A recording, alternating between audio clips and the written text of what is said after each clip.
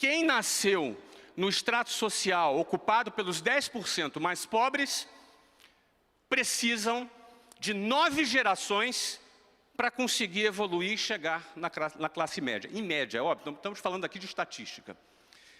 Esse estudo mostra uma densa e difícil mobilidade social, quando uma pessoa, ao nascer naquele extrato social mais baixo, precisa de 9 gerações para conseguir chegar ali na classe média.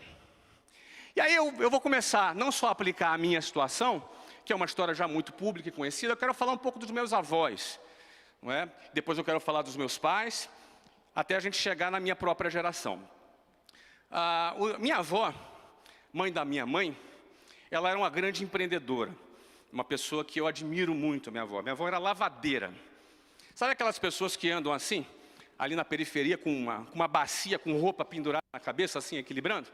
Então, a minha avó criou 3 filhos, ela foi abandonada pelo marido, ela tinha 3 filhos, teve que se virar para criar esses 3 filhos, entre eles a minha mãe, e ela fez isso majoritariamente lavando roupas.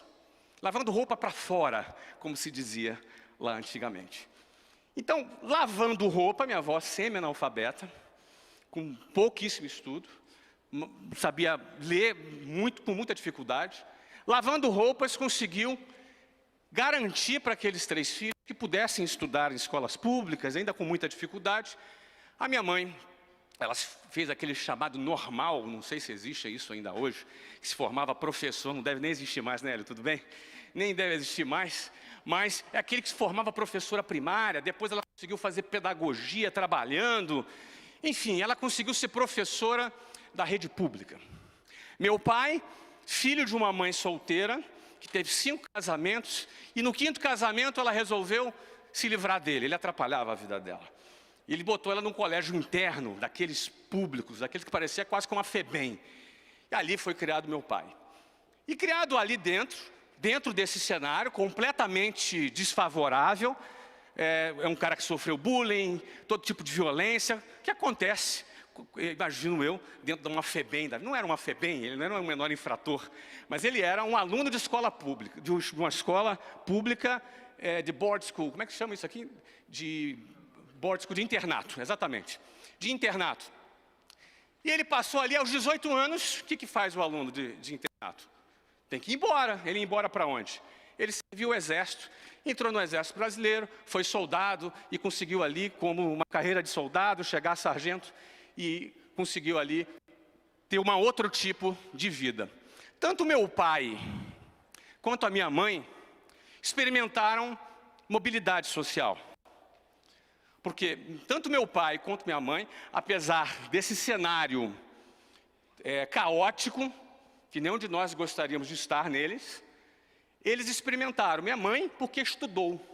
A educação trouxe para ela novas oportunidades, mesmo uma educação precária, uma educação pública. Meu pai seguiu uma carreira de funcionário público dentro das Forças Armadas, como soldado, e depois terminou a sua carreira numa carreira de sargento.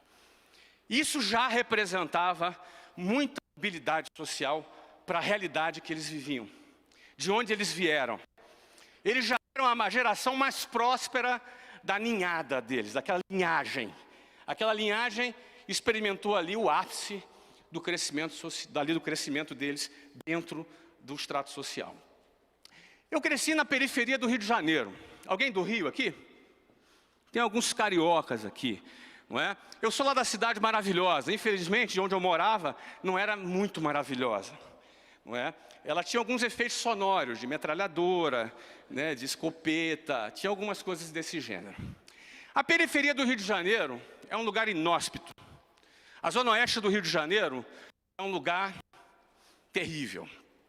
E era ali que eu vivi. Como eu disse para vocês, eu tive o carinho dos meus pais. E dentro de mim eu sempre tive a vontade de evoluir e de crescer. A primeira coisa que aconteceu, eu falei, meu pai é sargento, eu vou para as Forças Armadas. Então eu fui das Forças Armadas, talvez alguns aqui não saibam. Eu entrei no Colégio Naval, fiz um concurso muito difícil, que eu tive que ficar 3 anos estudando. Eu sempre estudei em escola pública. Então o que acontece? Meu déficit educacional e acadêmico era muito grande. Quando fazer o concurso, eu fiquei muito para trás. 30 mil candidatos para 200 vagas. Nada para mim, não deu nem para o cheiro, eu tive que fazer 3 vezes essa prova. Quando eu entrei no Colégio Naval, eu já estaria experimentando uma mobilidade social muito grande. Porque estaria garantido para mim, por aquele concurso público, que eu seria um oficial da Marinha.